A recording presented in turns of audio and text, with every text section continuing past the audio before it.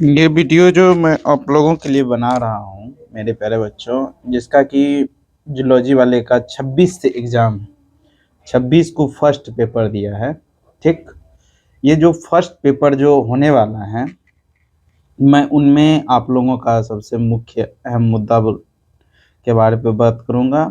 और ये क्वेश्चन इसमें क्या है, सबसे बड़ी बात है कि कितने बच्चे का कॉल आ रहा है सर हिंदी में लिखें इंग्लिश में लिखें, कितने बच्चे को इंग्लिश में याद नहीं हो पा रहा है, और याद नहीं होने की वजह से बच्चे डर रहे हैं हिंदी में कम मार्क्स मिलेंगे हिंदी में लिखेंगे। तो ऐसा कुछ नहीं है। अगर आपको हिंदी में ही लिखना, हिंदी में बेटर आप लिख पा रहे हैं तो हिंदी में लिखिए।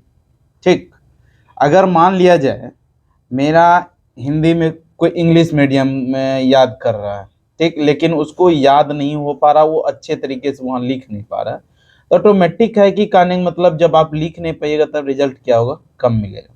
ठीक, अगर आप उसी को हिंदी में लिखेंगे, हिंदी में अगर आपको अच्छी तरीके से याद है तो आप हिंदी में लिख सकते, कोई डाउट नहीं है। ठीक, और आपको क्या होगा कि बेटर से बेटर रिजल्ट बनेगा। देखिए हिंदी में एक्चुअली पूरा शुद्ध हिंदी भी नहीं लिखना, उसमें मिलावट इंग्लिश भी करना है। ठीक, ताकि आपको आराम से नंबर मिल सके। आज जो हम बात करेंगे, सबसे मेन मुद्दा जो हम लोग का होगा वो होगा कि आपका आने वाला जो क्वेश्चन है, ठीक, कितने बच्चे कहते हैं सर क्या वीवीआई है, क्या आएगा क्या नहीं आएगा, कुछ बता दीजिए ताकि आइडिया रहे मैं लिख के आ सकूं, और कितना क्वेश्चन बना रहा हूँ, कितने पेज में लिखना है, वो सारे चीज़ का डिटेल में बता देता हूँ। ठीक, ताकि बेटर से बेटर रिजल्ट 80% 90% आराम से उठ जाए। तो देखिए मेरे प्यारे बच्चों, सबसे पहले पेपर 1 का जो आपको होगा उस तरह का आपको एक क्वेश्चन दिखाते हैं। क्वेश्चन का पैटर्न इसी तरह से रहेगा। क्वेश्चन में है क्या एक्चुअली आप लोग का कि ये जो जूलॉजी पेपर फर्स्ट दिया है, इसी तरह से आपको जो है 15 नंबर का ऑब्जेक्टिव रहेगा, जो कि फर्स्ट ये ऑब्जेक्टिव 15 मार्क्स का आपको बनाना अनिवार्य है। ठीक, और 15 मार्क्स का जो ऑब्जेक्टिव आएगा मेरे प्यारे बच्चों, उसको कैसे तैयार करना, तो एक बात ध्यान में रखना, प्रीवियस ईयर में जितना भी क्वेश्चन पूछा गया, ठीक, हम करवा दिए हैं, वो सारे क्वेश्चन को आप लोग रिपीटेशन करते जाइए एकदम बढ़िया से देख देख के, और आराम से उसी में से आपको क्वेश्चन आएगा, और बेटर से बेटर 15 नंबर में 13 14 12 जरूर उठा पाइएगा। ठीक, तो आप लोग जरूर देखिएगा उसको। फर्स्ट पेपर में जो फर्स्ट क्वेश्चन जो रहेगा वो नेसेसरी है बनाना, कंपलसरी माना जाता है उसको बनाना जरूरी रहता है। अब जो 2 नंबर से आपको 9 नंबर तक का जो क्वेश्चन दिया, सॉरी 2 नंबर से लेके 10 नंबर तक का जो क्वेश्चन दिया रहेगा, तो आपको कुछ दिया रहता है शॉर्ट नोट्स। क्या है? Short notes. अब क्या, जैसे शॉर्ट नोट्स किसी को लिखना, कहता है right short notes on any 3 of the following. आपको जो है ई तक दिया है, 5 दिया रहेगा, उसमें से आपको शॉर्ट नोट्स लिखना है। अब कहता है कि कोडल फॉर्मेशन, कोडल फॉर्मेशन कैसे होता है, कौन कौन सा कोडल है, उसके बारे में अगर लिखना है तो कम से कम जो है 20 से 30 लाइन में आप लिखिएगा, तब जाके आपको 5 नंबर मिलेगा। ठीक, उसी तरह से नेमेटोड सिस्ट टॉर्सन इन गैस्ट्रोपोड के बारे में 20 से 30 लाइन लिखिएगा, आराम से आपको 5-5 नंबर तीनों पे मिल जाएगा, 5 या 15 नंबर। अगर देखिए सबसे बड़ी बात है कि शॉर्ट नोट्स जो लिखते हैं तो उस पर आपको रिजल्ट उठता है 15 नंबर का, ये मान लिया, बना लिया। ठीक, अब देखिए एक प्रोटोजोवा में से आप कंफर्म याद कर लीजिए लिस्मानिया डोनोवानी आएगा। ठीक, ये मोस्ट वीवीआई जो भी मानिए, वीवीआई टीबीआई जो भी मानिए, ये लिस्मानिया डोनोवानी आना तय है। ठीक, अब देखिए इसमें से लिस्मानिया डोनोवानी, या तो देखिए आपके अगर क्लासिफिकेशन एक पूछेगा कैरेक्टर, तो ध्यान में रखना है प्रोटोजोवा पूछ सकता है, सिलेंट्रेटा पूछ सकता है, या एनिलिडा। इस 3 चीज को अगर तीनों का क्लासिफिकेशन प्लस ये कैरेक्टर याद कर लीजिएगा, 15 नंबर ये हो गया, 15 नंबर ये हो गया आपका। ठीक, उसके बाद अगर एक क्या कीजिएगा, सेक्युलेना याद कर लीजिए। ठीक, सेक्युलेना। अब देखिए क्वेश्चन 4 गो, 1 2 3 4 क्वेश्चन बना लिए हैं, 15 चौके 60 नंबर ये हो गया, और 15 नंबर का ये 75 मार्क्स का आपको फर्स्ट पेपर में बनाना है। ठीक, और जिसको हिंदी में लिखना है हिंदी में लिखे, इंग्लिश में लिखना है इंग्लिश में लिखे, कोई दिक्कत नहीं।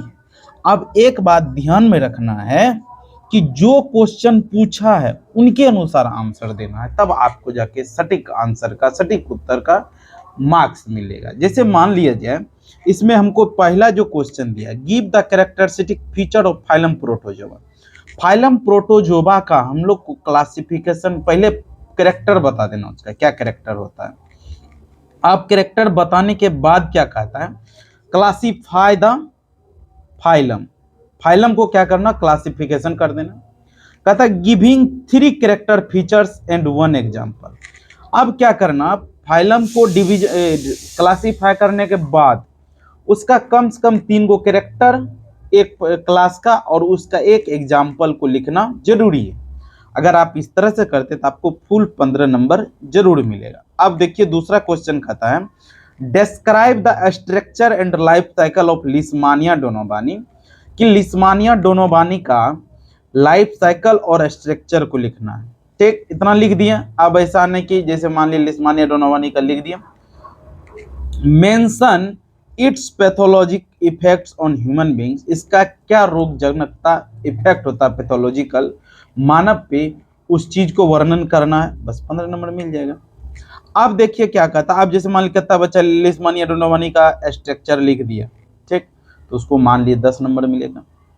स्ट्रक्चर लाइफ साइकिल लिखा 10 नंबर मिला, मेंशन नहीं किया पैथोलॉजिकल 5 नंबर काट दिया।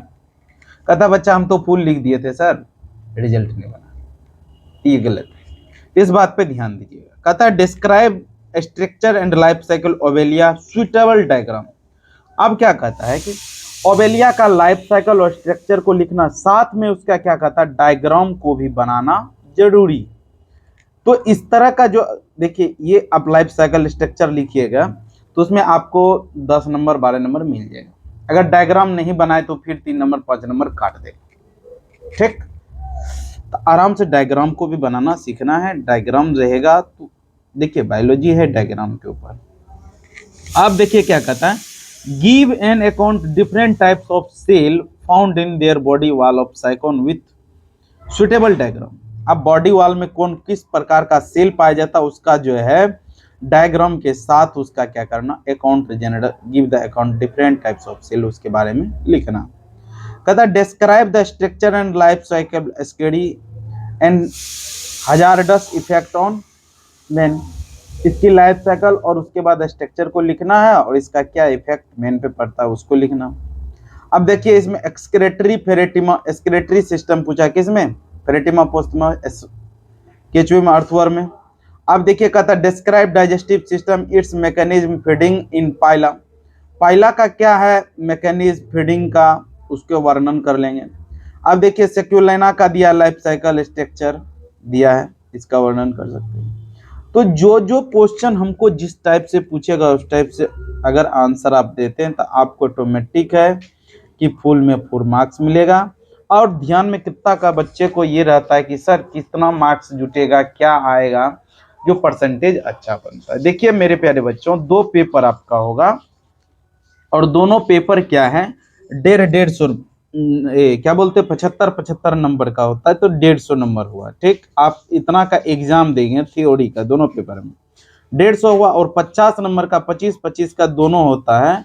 पेपर 1 50 नंबर का, ये जो है क्या है, ये क्या बोलते हैं इसको प्रैक्टिकल में नंबर देता। अब जैसे कि मान लिया जाए कि कितना का कॉलेज है, कि जैसे मान लिया नॉर्मल कॉलेज है उसको तो आराम से 24 23 20 22 जरूर मिल जाता है यहाँ से, यानी दोनों मिला के पेपर में 45 नंबर मिल जाता है। ठीक, अब यहाँ से 45 नंबर मिल गया। जैसे टीएनवी कॉलेज वगैरह है उसको प्रैक्टिकली के अनुसार जो प्रैक्टिकल करता है, उसका वाइवा होता है, कॉपी जांच होता है, उस सब पे नंबर दिया जाता है।